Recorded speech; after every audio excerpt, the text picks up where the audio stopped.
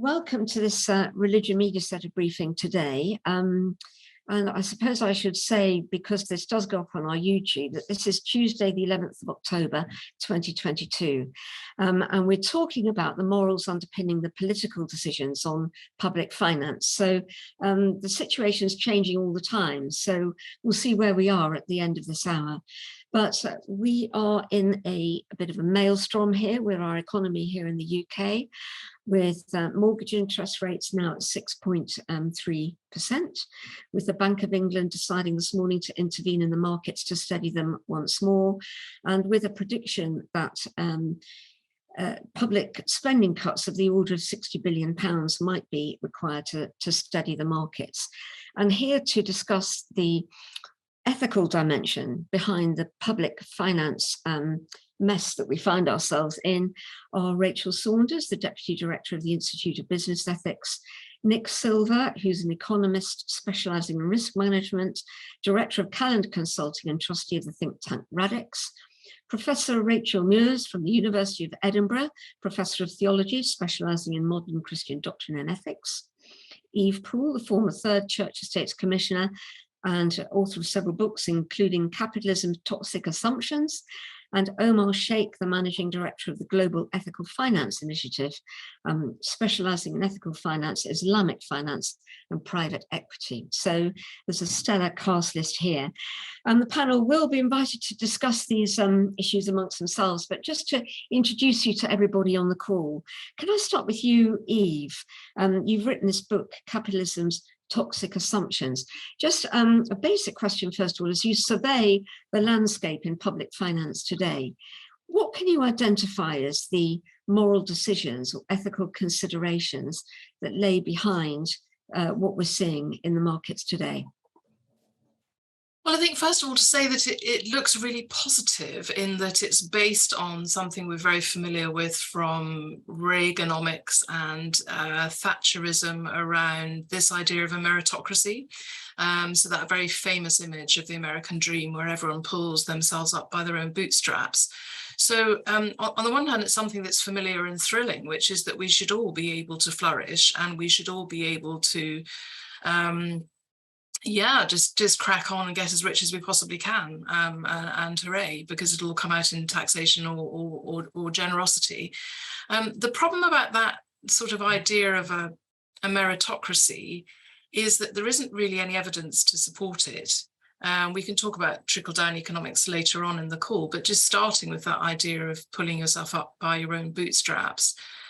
Michael Sandel has written a brilliant book called The Tyranny of Marriage, to argue that this is just a fantasy, because of course there's a lot of luck, there's a lot of circumstance, there's a lot of privilege and connection behind all of this. It's very rare that someone will crawl out of a hut and become a multi-billionaire. It is more likely that they will have had lucky happenstances around internships with friends of the family that would have given them the kind of networks and know-how and access they need in order to flourish. So the worrying thing about a budget, really, an economic approach that is based on this idea of meritocracy, is it creates a sort of sneering idea that if you are poor or you're not on the property ladder or you're not working or that you're taking benefit, it's because you're sort of a skiver and you're a scrounger and you're kind of undeserving because you haven't tried. And that if you are trying properly and making an effort, then meritocracy will kick in and you'll be able to pull yourself up by your own bootstraps. So I disapprove of it like mad from a Christian point of view, because I think it is a fantasy. It's not based on any evidence, and it's also very, very inhumane. And Professor Rachel Muers, I can see you nodding your head there. You agree? Yes, I couldn't agree more. And I think Eve draws attention to something really important, perhaps even more fundamental, which is that this philosophy seems to be based on a fantasy of control and a fantasy of invulnerability, and on the denial of one of the most fundamental commonalities of humanity, that we're vulnerable, that we're interdependent, we rely on one another, and we rely on the natural environment for everything that we have, that we start off extraordinarily vulnerable and dependent, and we end extraordinarily vulnerable and dependent, and that is a fundamental of what it is to be human. And the both the trickle-down idea, which assumes that everybody's aim is to become powerful, to become strong, to become invulnerable, to pull themselves out of the condition in which they require help from others. That's deeply problematic.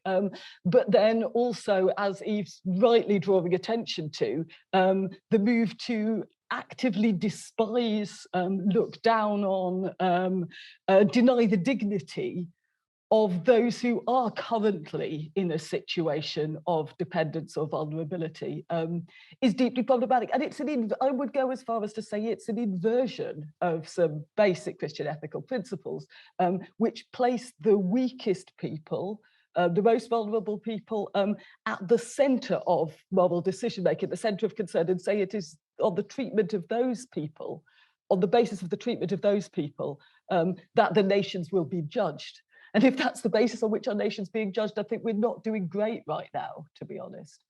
And Omar Shaikh, if I could bring you in here from the Muslim perspective, you've led this global ethical finance initiative, which is multi-faith. But from what you've heard there from the first two contributors, are there parallels, similarities, ideas that you share from your own faith perspective?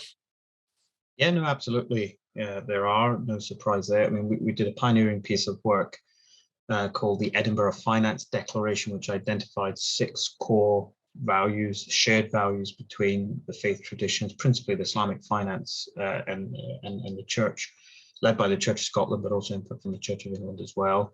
And absolutely, there's the similar context here that things, and I think it comes from those values, I think, fundamentally underpin the kind of ontology towards the economy in terms of stewardship, love of thy neighbor, human flourishing, sustainability and purposefulness, justice and equity, and common good.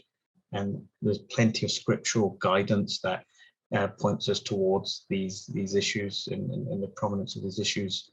But I think one of the fundamental things we must always remember is, at least within the Islamic tradition, we have a very clear concept. I think you mentioned about, I think Rachael, Eve, you were talking about being vulnerable when you start and at the later stages. For us, we have the similar concept where you will be held to account. You come with nothing, you go with nothing. You'll be held to account for every single penny you've earned, how you've earned it, where you've spent it, and what good you've done with that. And I think we have a broader concept, Ruth, of blessings, of barakah in Arabic, as it says. And so I often question, how do you put barakah, goodness, or blessing into an Excel sheet? It's something which has a flavour beyond the simple economics, which I'm sure we'll talk more about later. Thank you. Nick Silver, perhaps I can turn to you now. You're from the Radix, I think you founded, didn't you, the Radix think tank. Just, first of all, before we go any further, what is Radix, so that we get that out of the way? Okay, we're a think tank of the Radical Centre, so we try and bring ideas from academia and business world into the political arena. And it's a sort of recognisation that a lot of our political institutions kind of need renewal, rethinking, and we can see with this Conservative government and this policy, it's an emergent property, if you like, of actually a political system or structure which isn't really supporting the needs of our current society.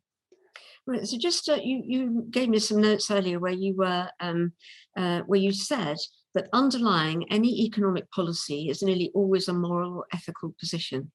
So yes. The same question I put to Eve, really. What are the ethics? What are the morals? Okay. So there are two things. There's like, if I'm coming from a finance background, and people in finance think, I just make money and stuff, but actually the whole of finance is premised on an ethical position, which is that, if assets are allocated efficiently by a market, and if everyone's trying to make money, as Milton Friedman said, the business of business is to make money. And that's so, the idea of that is that everyone's better off, right? But that's an ethical position. We're all doing this, all these, Goldman Sachs, investment bankers are doing things not to make money, but that's improving society in this idea, this theory. But actually, as all of the other speakers have pointed out, this is,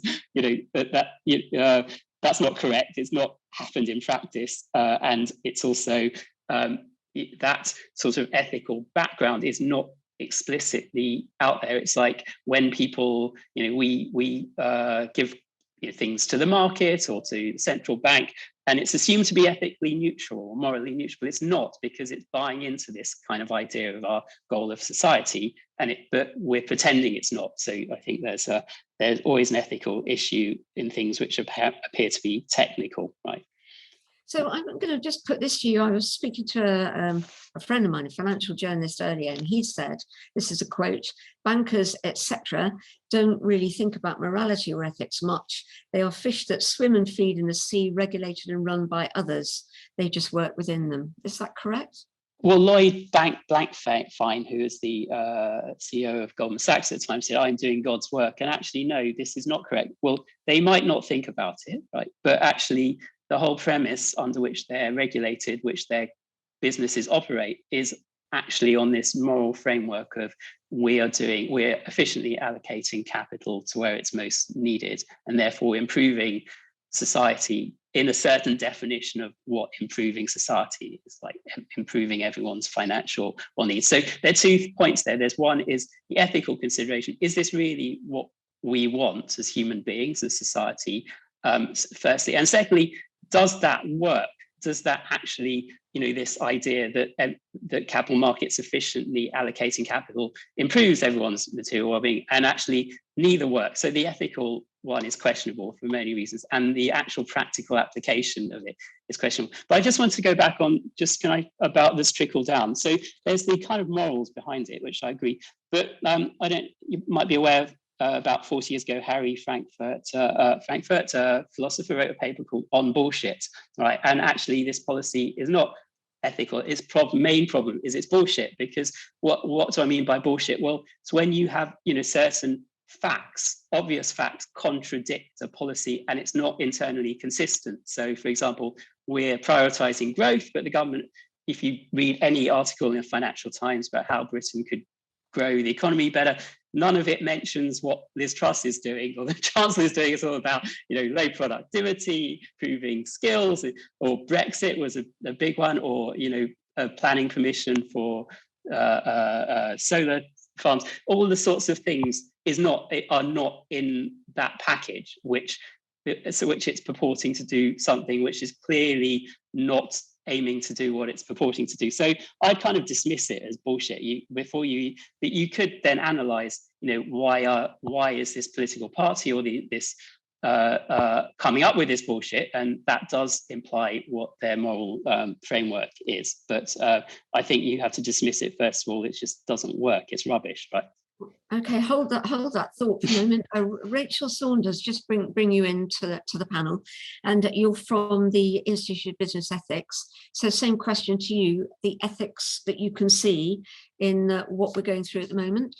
Yeah, and I just want to come in because I think it's really interesting. There's a slight kind of straw man in this argument, which is kind of the assumption that, Goldman Sachs we mentioned a couple of times. I haven't spoken to Goldman Sachs in the last few weeks and months, so I won't claim to have any authority on their position on this. But I have seen quoted investment bankers. So in the FT, they've got widely quoted senior people from UBS, JP Morgan. I was in a meeting recently. So, and those investment bankers, when quoted, were dismayed and confused actually by the recent mini budget and what the intent of it was and its impacts. I was recently in a meeting with a number of senior people from retail banks in the UK.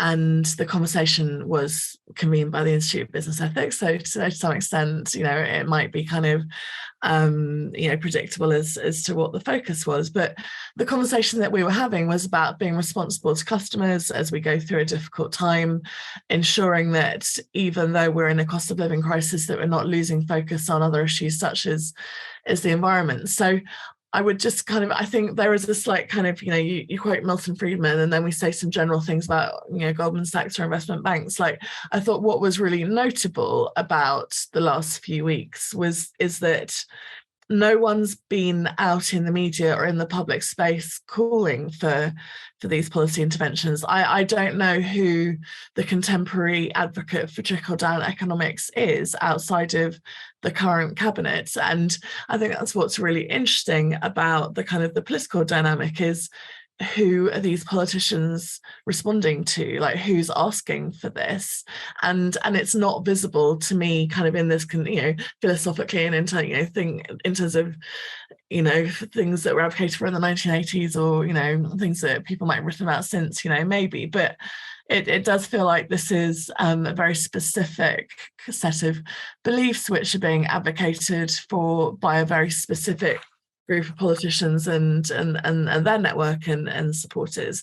But in terms of the broader public space and financial services and banks and business, I literally can't see who it is that is asking for these policies, and some senior people from, as I said, I don't think it's fair for me to quote them individually, but things like bankers' bonus caps. I was speaking to a group of very senior bankers who were saying, we haven't been asking for this. We don't know who has or where this has come from, but this isn't something that we've requested, lobbied, asked for.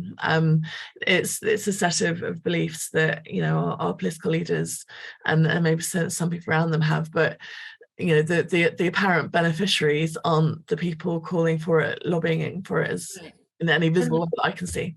It was Patrick Minford, the professor of applied economics at Cardiff Business School. And I found a quote.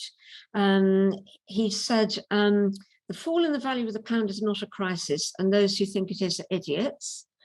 And the Chancellor should ignore the mob of critics who've criticised his mini budget delivered on the 23rd of September, which I thought was an interesting intervention. That was one. I remember people saying it was just one economist that they thought the government was listening to. But thank you for introducing yourselves, everyone. I encourage you now to have a discussion amongst one another.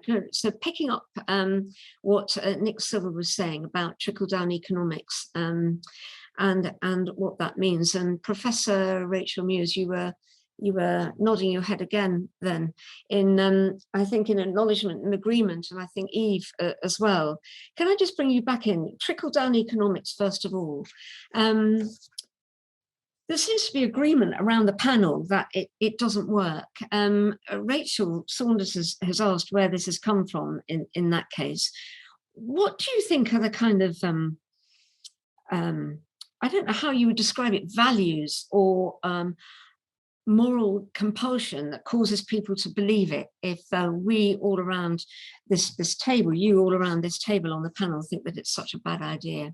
This is Adam Smith's invisible hand, and all free market economists love this as a concept. And of course, when Adam Smith was writing, most people that he was writing around believed in a kind of Judeo-Christian God. And so the idea of an invisible hand locked into that idea of providence and some kind of paternalistic writing of things. So the idea that automatically the market will correct and there will be efficient allocations and there'll be matching of supply and demand and pricing will settle at an equilibrium, all that kind of stuff was predicated on the idea of this sort of avuncular gentleman sitting on a cloud who would kind of keep an eye on that. And so trickle-down economics is part of that thinking, which is, well, of course, if sensible people get totally loaded, then they will suddenly become philanthropists, and they'll also pay through taxation, and that money will trickle down through the money that they're putting back into the system in order to finally reach a stop at the door of the poor. And if you believe in the invisible hand, and therefore free market economics, then you think that's true.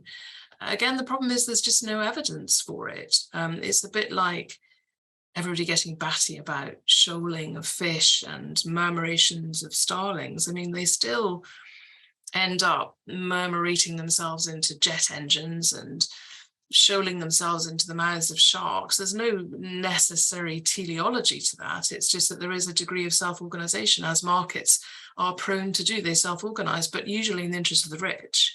So if you think about the rich, who we're hoping will be moved to give their money away, there's again very little evidence that they do that. So there was a great longitudinal study that reported around 2020, which was looking, I think, at 2012, 2018 and 19, I think it was, and they found that donations from the top 1% of the globally wealthy had fallen by a fifth over that period. So the rich are just not giving more money out, the richer they get in terms of donations to charities and to the poor and to causes. They seem statistically to be getting meaner the more money they have. And if you triangulate that against what they do with their money, and you look at the incredibly forensic work of thinkers like Thomas Piketty, they tend to just reinvest it, and they reinvest it in asset classes like property that aren't really susceptible to trickle down, because they are most likely to be able to help them get more wealthy over the long term. So trickle down is a lovely myth around the invisible hand motif, but it just, again, bears no relationship to reality, which again is a matter of justice for me. Can I just come in like very quickly as well, because I think the happy thing is that we're not actually in a situation where anybody seriously believes that the invisible hand is solving everything. So, for example, the current government debate is, should we raise benefits by inflation or by wages? You know, there's no one saying there shouldn't be a welfare state, then the invisible hand will sort everything by magic. We're having a debate about how much benefits should be raised by, and within the Conservative Party there are significant numbers of people arguing that the benefits should be raised by inflation rather than wages. Equally, so again, just kind of drawing on some experience in terms of what different businesses are doing. I've been talking to organisations who have created hardship funds recently because of their recognition of issues around cost of living crisis, or who are designing their pay increases for this year to try and do what they can to ensure that people aren't in work poverty, and that pay increases are designed to help those that need it most. So I suppose there's almost two conversations going. One is the kind of the theoretical, do we believe in Adam Smith and the invisible hand and trickle-down economics? But I think the world that we're actually living in is more nuanced than that. Yes, but I suppose it's partly about how one, there's two questions about this, how one designs a system, right, and how people operate within the system. One can operate in an unjust situation and still act justly to the best of one's ability, but then sort of still say, well, it's wrong that the setup exists where I have to give money to food banks. I'm not going to stop giving money to food banks, but it's wrong that the situation exists in which I should have to do that. I was thinking, I just wanted to come in because I was thinking as Eve was talking that there's something very odd gone on, in my view, in the sort of evolution of Christian attitudes to wealth through the capitalist era, and that we've sort of forgotten about the very significant tradition of recognizing wealth as a spiritual danger, right? That actually being rich is being in a situation in which you are prone to start being mean, forget your dependence on others and on God, right? And cut yourself off from basic solidarity from other human beings. It's very strong in the Bible, it's very strong in the patristic tradition, it's very strong in the medieval tradition. And one of the things that happens in the transformations of attitudes to certain kinds of money-making approaches or financial instruments in early modernity is you start saying, well, okay, we can accept money making, if you like, as a means towards doing good, with a lot of moral caveats around it, because this is still a tricky thing to be doing. And then somehow the moral caveats slide into the background, and all you have left with is the assumption, as you're saying, that this money making is a means of doing good. But you have an older and consistent, and as you're saying yourself, even much stronger, even in the light of experience, right? Tradition that says this is allowing accumulations of wealth and allowing situations of inequality distorts the moral landscape. It makes for less justice, and it makes for less love of neighbour. Yeah, no, absolutely. And Rich is picking up on that justice and love of thy neighbour. They're exactly the values that we identified in the Edinburgh Finance Declaration. I think it starts from, well, there's a joke we've all heard of, trickle-down economics. It's been going around sometimes that, oh, let me tell you about trickle-down economics, but 99% of you won't get it, kind of thing. And if you look at the stats between if you take this period of low taxes between the late 80s and 2016, if you look at the stats there where we've had generally low taxes, you'll find the average workers in the USA had effectively no real term increase in income or wealth, while the richest grew their wealth by 29 trillion. And there's other stats that have come out during just this COVID period as well.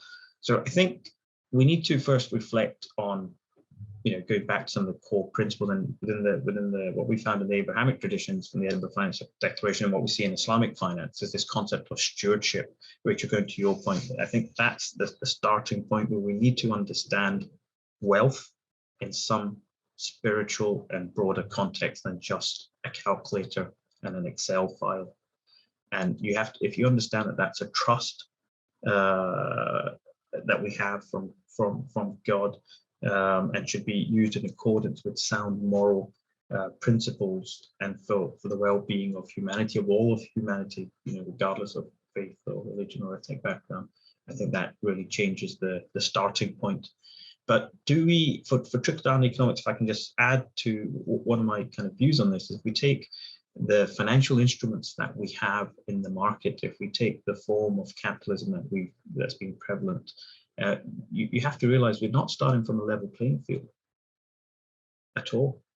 We were talking about climate injustice yesterday, or climate justice yesterday at the Edinburgh Futures conversations.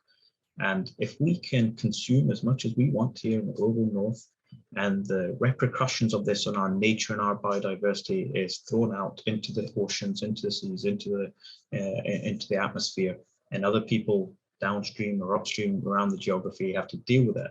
You have to realize we're starting from a position where it's not equal for all at all. So how are you going to have trickle-down economics in a scenario where people are at an advantage, or economic structures and incentives and financial instruments are designed for a certain behavior type? Even if you take the fundamentals of debt versus equity, debt is tax deductible, equity is not. So if you're a shareholder and you get a dividend, that dividend is paid after tax by the company. If you give the company debt financing, and both money can be used for the exact same purpose, to grow the business, to increase jobs, but if you give them debt, then that's tax deductible. And one of the fundamental differences between debt and equity is when it goes up, you'll go up together, and when it goes down, you'll go down together as well. So there's a more even spread of wealth. But if you live in an economy is highly indebted, then how are you expecting the even spread?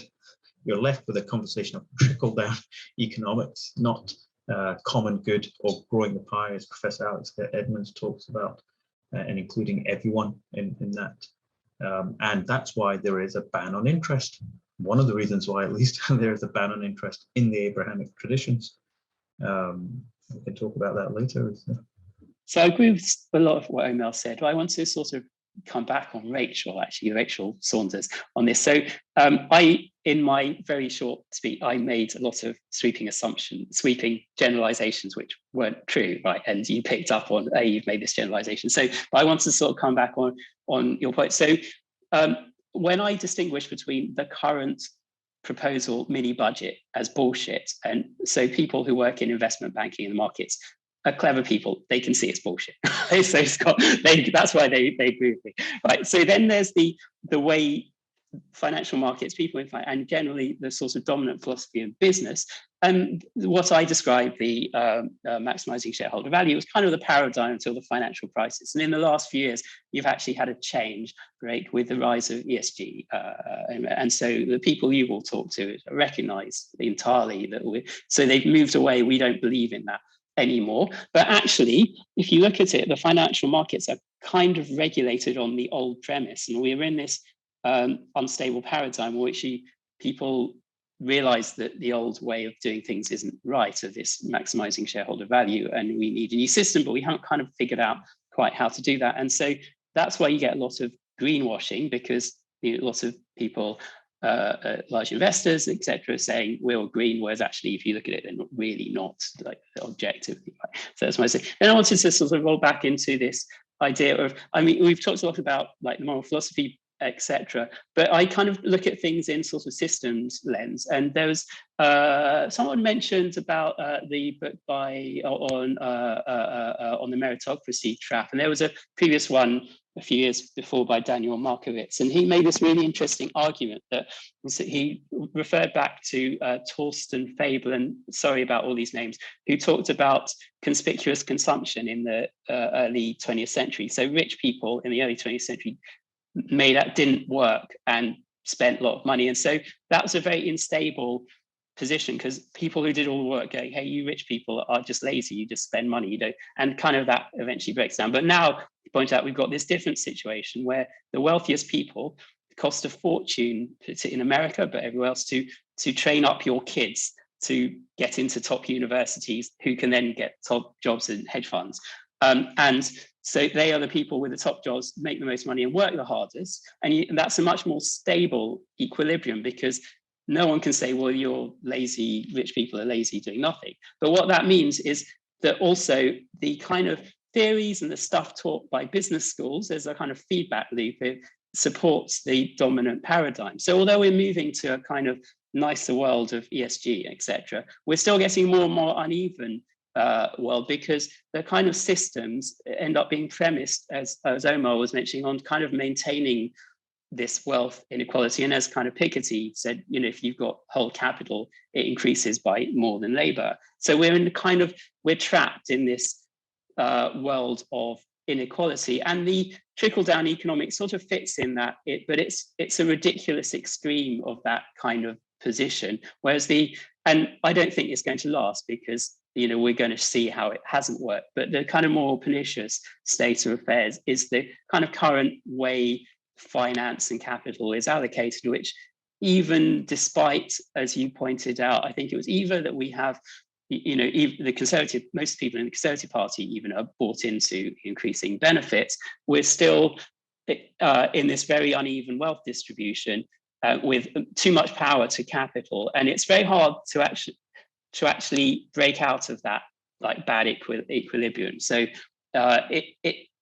most people who think about it can see this is not right, but actually changing the rules of the system are much more difficult than that. Thanks, Nick. In the it's been 21 days, I think, since September the 23rd, 20 days or so since then. There's been a lot of comment in the press about the decision to, first of all, lower the 45p tax rate, while at the same time not raising the interest rates to the highest level for benefits. And I'm wondering, can I bring in Professor Rachael Muers on this one?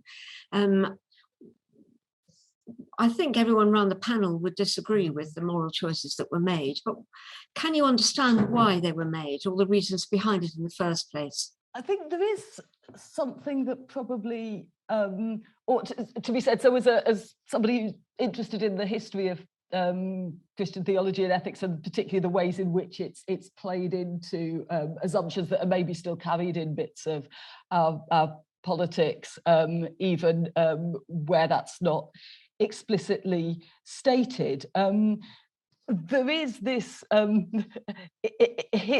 unfortunate and problematic history of which Eve referred to earlier, of normalizing poverty, right? Of making distinctions between the deserving and the undeserving poor, making assumptions about the association between hard work and success, and those that don't succeed and are judged to be somehow able to work but to have made the wrong choices about working, do not deserve proper kinds of support, don't deserve benefits, don't deserve what we actually ought to be calling benefits, as they used to be called, welfare and security, right? Which is what we should be asking for from every single human being, right? Welfare and security. But we don't talk about that anymore. We talk about benefits, so we pretend it's some kind of extra bonus that we're giving people, which is part of the problem. But there is a background here about a distorted emphasis on individual responsibility, which turns into a kind of the assumptions about individualism, all the stuff Eve was talking about earlier, the idea that folks can thrive on their own, manage on their own, apart from a few exceptional marginal cases who we might consent to help out because there are some people who can't look after themselves, but most people should be able to go it alone. And we reserve the right to pass judgment on them, to demand that they give account of themselves, to put them through all kinds of humiliating experiences and humiliating interrogations if they do not appear to be working in the right way or succeeding in the right way. I come back to the point, I think, about a fundamental failure of solidarity, a fundamental failure to realise our shared predicament as vulnerable and interdependent human beings in a fragile natural environment, seeking collective welfare and collective security. And we've allowed that to break up. And we've done some of it by inappropriate use. We have to say we've done some of it by inappropriate uses of moralizing judgment, sometimes sponsored by Christian institutions. But we should be pulling back from that as fast as we can, and talking again about shared concerns, shared solidarities. The sense that not just as a human species, but as an ecosystem, we must flourish together, or we cannot flourish at all.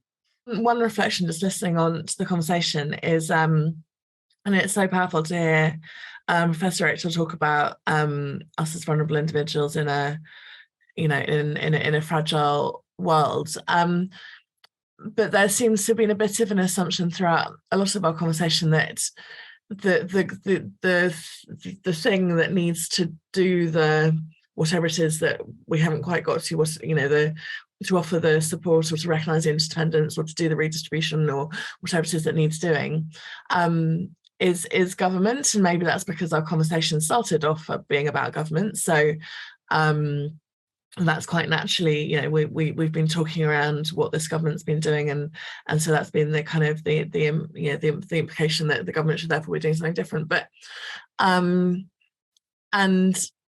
I just think I'd just be interested to ask the question, really. So is it that we should all, it's a consensus in this group that we should have a better government, or a government that does more, or more redistribution, or something along those lines, and or do we see a role for other mutual organisations, or for communities more broadly in tackling some of these issues? And so I said a little bit about some of the businesses that we've been in touch with, and how they're thinking about their employees, so most obviously in terms of pay, but not purely, and their customers, and how they are thinking about being responsible and ethical in terms of their relationships with their people and their customers through this cost of living crisis. So there's obviously a role for business there, both in terms of services it offers and how it employs people. But is there a broader role for business employers and or for other organisations in addressing some of the challenges that we've been talking about? Well, of course there is, but the problem is that businesses don't set tax rates. And I think what we're dealing with at the moment is a very particular intervention by the government, who are the only people who can make these particular sorts of changes, that actually bind businesses. So I would absolutely agree with you that the one thing that has characterised this later set of announcements is how incredibly impressive the business community has been at holding the line about, all the companies who are trying to figure out ways to pay their staff appropriately, to make the companies like Asda and Iceland and all these retailers who are trying to make sure that people who will struggle because of the cost of living crisis can have access to warm places and cheap coffee and tea and soup and all those kinds of things. And thank God, I mean, it's just been so inspiring to see all of that. But the thing is that if they're stuck with a legislative framework and a tax regime, that they can't battle that. And I think listening to Professor Rachael, there is something really interesting here about the sleight of hand around words. And Rachael called out this use of the word benefit instead of welfare. And I think tax has become problematic because certainly I know lots of rich people and some of them are absolutely fantastic, but some of them do spend a lot of time getting very cross about tax and thinking, well, I earned it. Why am I having to spend all of this money on taxes? And it's being taxed, which is a punishment, rather than thinking about that lovely word about solidarity and all the things that tax buys us as a nation. So all of these rich people did benefit from, an environment where there was clean streets and an environment in which they could breathe, places where they could go to school, whether or not they ultimately went to fee-paying schools and, all those kinds of things. There's a system of law that will protect them. There are lots of societal goods that are paid for through taxation that allow us to have solidarity and community.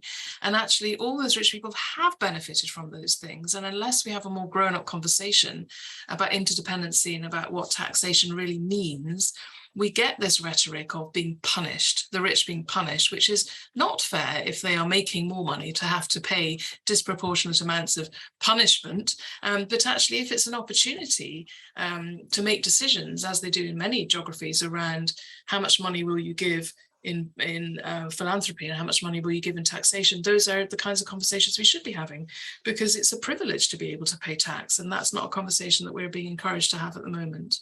On the point, Rachael Saunders, you made around government or is there an alternative approach? I've been pondering the same question as well, and I'm intrigued when I read into the history of the Ottoman Empire and the role of the endowments and the waqf, or awqaf as it's called in Arabic. So in Britain, the earliest endowments we have here is Merton College, and that's taken from the Andalusian period. But in those economies or societies, endowments had critical mass. So it wasn't just the third sector and a bit of NGO work and so on, but actually talking about possibly a third of the sector being managed and controlled by the endowments. And then you've got government and government's influences through taxes and regulation, and of course the private sector as well. But what's interesting about the endowment role there was it would oversee traditionally education, healthcare, and the principles behind it of trust. Again, goes to this same ontology of wealth is not yours if you're a steward.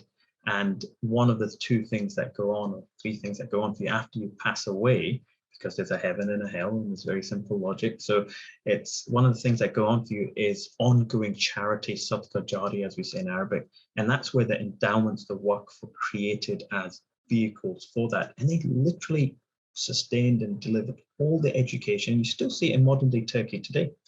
Now, what's fascinating from a balance sheet perspective, number one, it takes the politics out of the NHS, takes the politics out of education, because you've got a bit more of a technocrat leaning kind of structure to oversee that, and the time horizons are indefinite. But also what's interesting, if you take a financial services perspective, Nick, you're talking about dealing with short-termism, which we know is a fundamental problem, this misalignment of time horizons and incentives, which creates human behaviors, which actually drives the situation by which we get to where we are today. So you actually change some of, when you've got long-term patient capital, you can invest in doing the right things. And obviously your moral principles will also tell you you cannot do things which are deemed harmful to society, because it's counterintuitive ultimately, both from a financial perspective, although you probably should kick it onto someone else's time patch. But I think there's something in that needs further exploration, other more long-term institutions.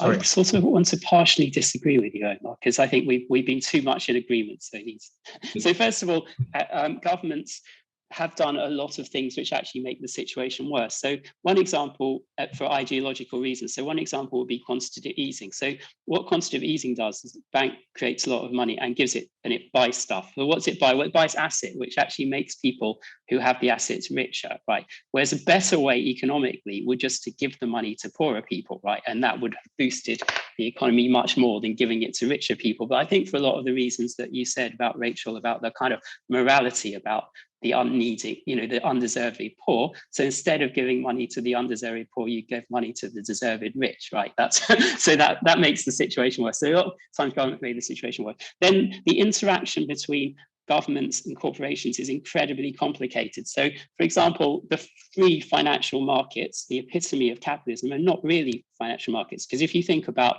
who are the buyers and sellers, who are these like long-term investors or not long-term investors? Well, most biggest investors in the world are people like the Norway Pension Fund or the Californian state, the CalPERS and CalSTRS, Californian Teachers Pension Fund. They're not private sector organizations. They are effectively government departments, and the things they're buying, the biggest asset sector, are government bonds. So you've got capitalism is government departments buying government bonds, right? That's what capitalism is. And the way pension funds, etc., as Omar mentioned, are supposed to be long-term investors. So, but why aren't they? Well, because they're highly regulated, i.e., governments, regulators are saying this is the way you pension fund need to invest, and the outcome is to have a dysfunctional short-term market, right? So then there's the question of lobbying. So government companies often, they interact with governments in many ways, and some of them recently probably more benignly, but over the years, if you think about like fossil fuel lobbying,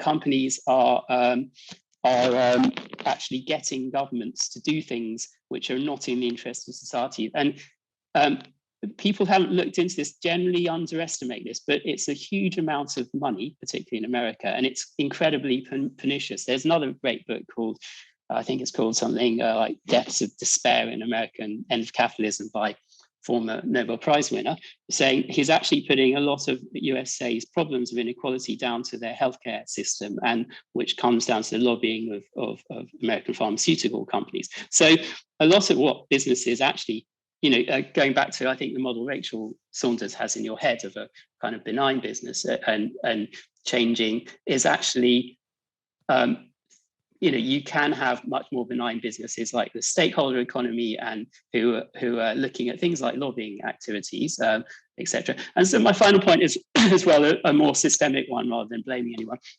is that in the world today we have problems like climate change or globalization with offshoring, moving, where you get winners and losers, which isn't really people's fault, but you get large chunks of society made worse off, or have to deal with a global commons problem. And I just don't see how individual businesses or companies can deal with that. You need the only kind of entity, however flawed they are, that we're left with is government to solve a lot of those problems, right?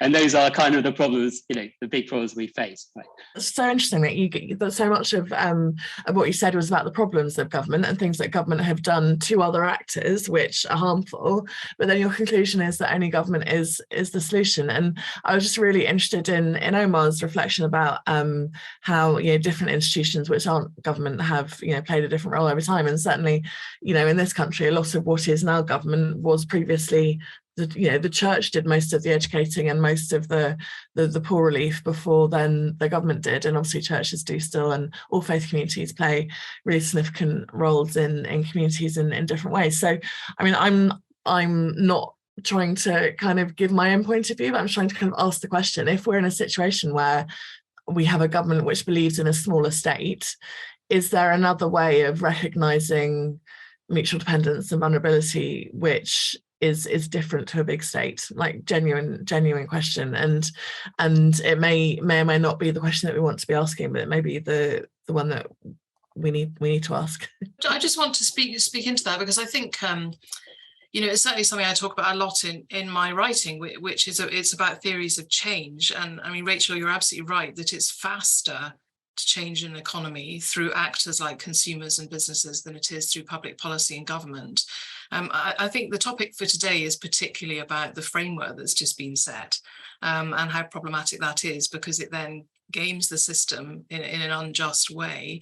And what is, as I've said, very encouraging is that people aren't colluding with that. There have been very few people who've stood up and said, what a cracking budget, hooray, let's get behind this. Most people are horrified and are desperately scrabbling around trying to figure out what kind of amelioratory activity can we all get behind to try and make sure that people don't just fall off the grid this autumn and winter. So I think in parallel with this kind of conversation, we do absolutely need to keep those conversations going about, you know, what do all people of faith and all people of good heart need to be doing at the moment in terms of citizenship to express our solidarity for those who are being left behind.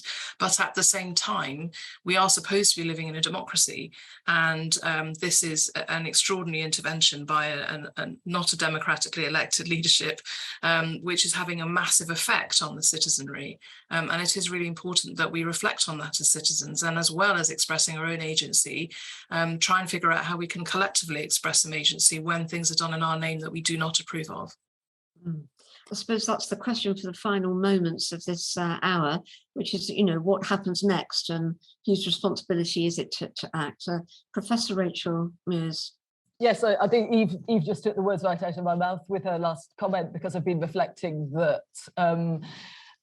possibly behind the economic ethical issues we've been discussing is a more fundamental question about democracy, about a vision of what kind of society we are, about the who is my neighbour, and these kinds of questions, about how actually about the quality of public discourse, because it seems to me that one of the dynamics that's been named in this conversation, which is really problematic, is this bizarre reluctance, right, of those who brought in the budget that wasn't a budget, to listen to wisdom, to listen to any of the voices from any part of society who were speaking on the basis of experience, the basis of lived experience of poverty, on the basis of lived experience of managing wealth, on the basis of understanding the interdependence of the human and the natural economy, and so on and so forth, the reluctance to listen to any of that.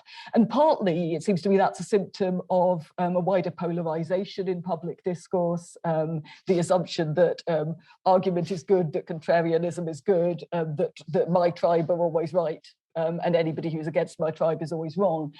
And although that might seem a few removes from economic decisions, I think we've just seen how it can very directly affect economic decisions, which then hits people's material conditions very fast. So possibly something for those of us who are not directly involved in economic decision making to think about is what our contribution can be towards building a better quality of public discourse and stronger communities that can listen to each other about the things that matter. And that's going to be a key part of a sustainable society and a sustainable economy. Thank you. I think that's probably a good point to end the discussion with. Many thanks to everybody who joined and the panel. Thank you very much, and do join us again next week.